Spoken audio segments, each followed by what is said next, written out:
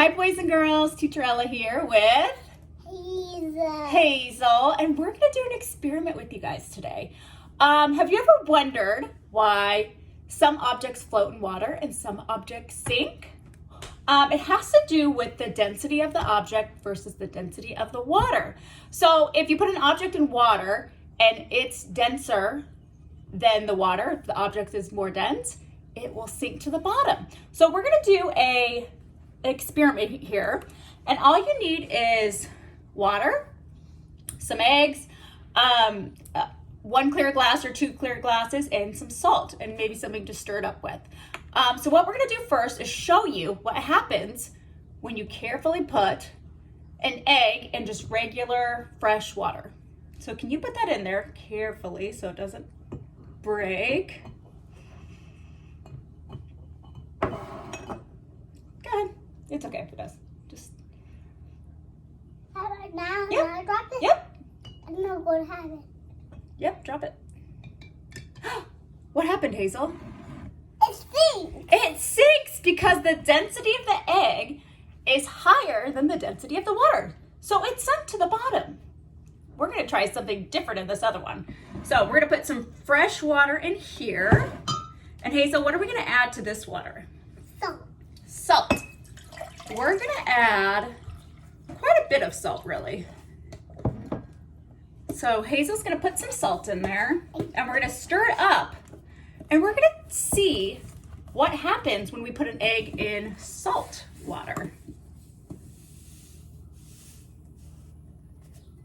So a few shakes of that. I feel like that's probably good. Oop, we're going to stir it up real quick. Can you help me do it? Stir, stir, stir. I want to do that. So here's the trick.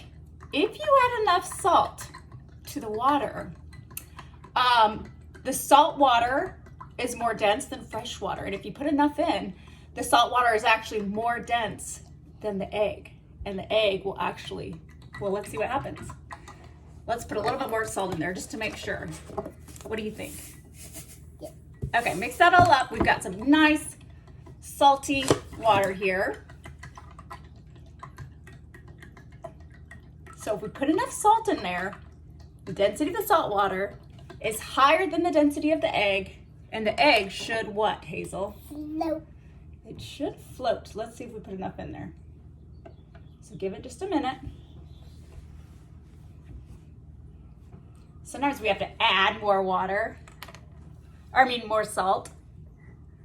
So right now, it looks like there's not enough salt in there. So let's add some more in. Well, I'm sure that like that with the egg. Yeah, we kind of need a bigger. So let's see.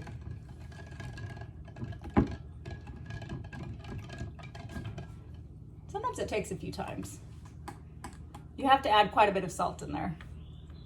Is it going up at all? No. This was what happened to us last time, actually. We were doing this with Hazel's teacher, and ours worked right away, but hers took a little bit longer. It floats. It's starting to. Really love myself. It's starting to go up. Let's see. Now, it is kind of hard to see because the water gets kind of foggy. Here. It's belly bits. Is it starting to go up? It's already up.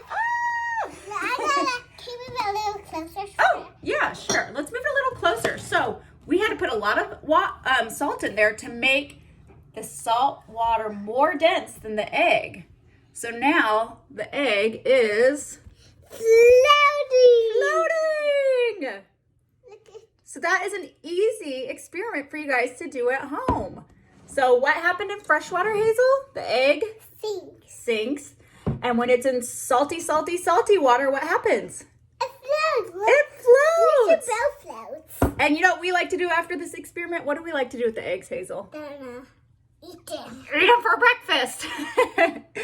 So try this experiment at home and check and see how much salt it takes, because it's interesting to see. It has to have quite a bit of salt for it to be more dense than the egg, so that the egg will float. It's lots and lots of fun. So have a fun time trying it, and then no, Hazel, be quiet. And then try different objects, and like when you take a bath next time, and make a list, or, think of it in your head, what floats and what sinks. All right, we'll catch you guys next time. Have a good day. Daddy and Mommy.